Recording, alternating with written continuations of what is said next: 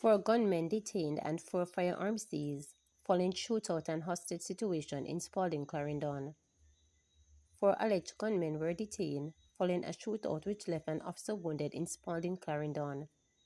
It's reported that four firearms, including an AK-47 rifle, were also seized in the incident. Reporters understand that two of the gunmen were also shot and wounded in the standoff. They are now hospitalized under police guard. Head of the Area 3 Police Assistant Commissioner Calvin Allen says the incident began unfolding at around 1:30 p.m. when officers responded to reports of an armed robbery at a supermarket in Spalding. The lawmen were reportedly fired upon by gunmen and a shootout ensued. ACP Allen says the gunmen then barricaded themselves inside the supermarket. The Jamaica Defense Force and the Jamaica Fire Brigade were called to assist the police with removing the suspects. The suspects were arrested shortly before 5 p.m. So about 1:30 p.m., a police team was on patrol in the Spalding's area when they observed men alighted from a car. They further observed that one of the men was armed with a rifle. The police team immediately accosted the men who opened fire at the police. The police returned the fire. However, in the process, one of a policeman was injured. He has been taken to medical facility where he's being treated. The men in the same process ran into the supermarket where they barricaded themselves for a little over 2 hours. We engaged the negotiating process with those individuals, and as I said, about 2.5 hours after, they surrendered to the police. When they finally came out of the room that they had barricaded themselves, we realized that 2 of the 4 were injured. They were immediately rushed to the hospital where they are being treated. The other 2 have been taken into custody. A total of 4 weapons, to include a rifle, have been recovered. The investigations is well and truly on way. Body of former found in water tank in St. Anne. The Cape Valley Police in St. Anne are investigating a case of suspected drowning after the body of a man was found in a water tank. Dead is 57-year-old former Courtney Peart of Fraser's district in Cascade. Reports are that about 1:30 p.m., Peart's body was found in a water tank in his yard in the community. An investigation has been launched to ascertain if there was foul play. Traffic routing changes in downtown Kingston take effect on Monday. Effective today, December 9, significant traffic changes will be implemented in downtown Kingston to streamline the flow of pedestrians and vehicles. Haywood Street will be transformed into a one-way, east to west, up to Orange Street, while West Street will be one-way heading south between Spanish Town Road and Beckford Street. Pigeon Street will facilitate one-way traffic heading south between Spanish Town Road and Darling Street, and Beckford Street will be one-way heading west up to Orange Street. Mayor of Kingston, Andrew Swaby, says the aim is to ensure greater efficiency and safety in the commercial hub during the busy Christmas season. He is encouraging motorists to park their vehicles at legitimate parking locations and walk into their destination. Acting Assistant Commissioner of Police in charge of Area 4, Michael Phelps, says implementation of the traffic changes will be strictly enforced. Nowhere safe for cops. Jamaica Police Federation Chair Sergeant Arlene McBean, reflecting on the gruesome killing of a police officer at a service station at Beechwood Avenue in St. Andrew on Friday night, lamented that nowhere is safe for police officers, while calling for systems to protect his colleagues and voice the crime fighting. Reports from the Halfway 3 Police are that about 10:54 p.m. last Friday, Corporal Christopher Simmet drove his motor vehicle to the service station to purchase fuel, unknowingly entering an active robbery scene. While he waited to be served, one of the robbers attacked him and shot him several times. He was taken to hospital where he died while being treated. He was reportedly off duty at the time of the attack. Matt Bean described Simmet as an ardent crime fighter, lamented the hardships police officers face.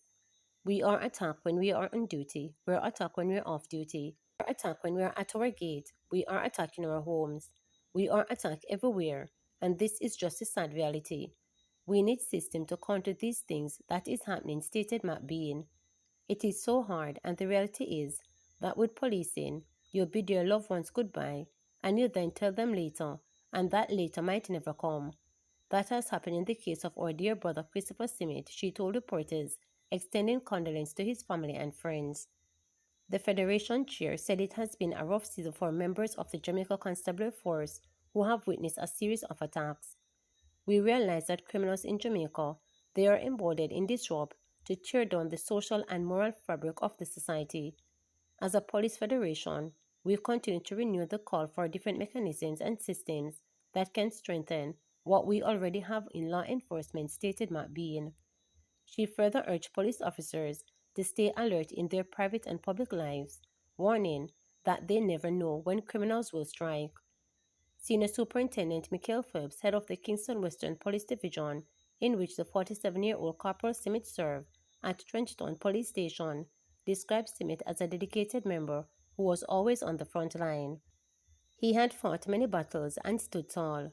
He was one of those who enjoyed the confidence of everyone across the division. He was a very good team member, so he will be sadly missed by all, stated Phelps of the policeman who served the force for 24 years. The senior superintendent said that Simmet was a success story in the division, receiving several commendations for firearm seizures and major arrests of wanted criminals. A father of two, Simmet also left behind his mother, father, sibling, and other relatives, and friends who are receiving support from the JCF Chaplaincy Services Branch and the Community Safety and Security Branch.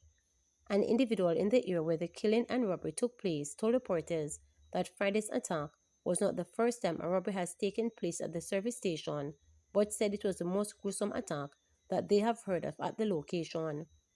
When they robbed it before, I heard they got small amount of cash, but this sounds like something more major because I hear that is four of them come this time with guns, the person stated. Another individual worried about the safety of the workers called for security measures to be higher at the location. Senior Superintendent Phelps said the amount of cash and items stolen remain unknown.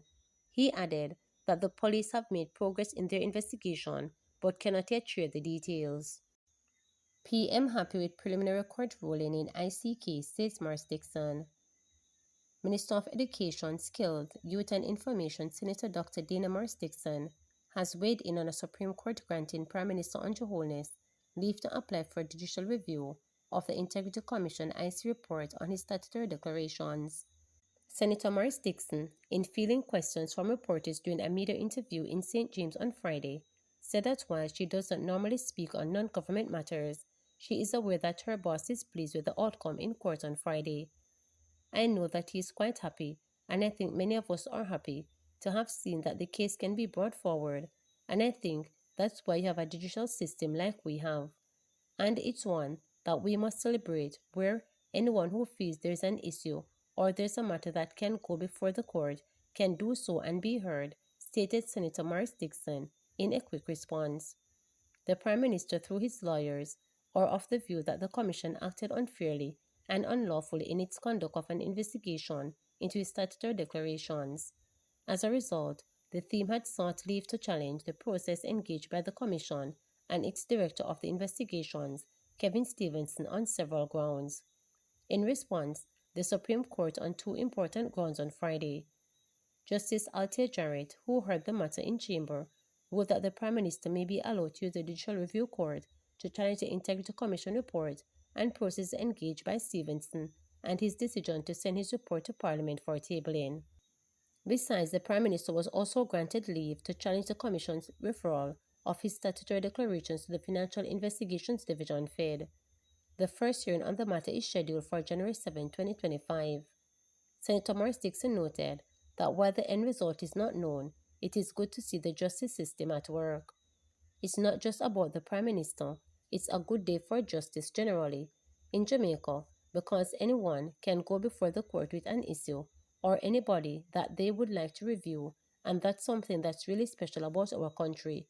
Where it goes, I don't know, but it is good to see our justice system at work, stated Senator Morris Dixon. Remember to subscribe, like, share, and click the notification bell for daily updates.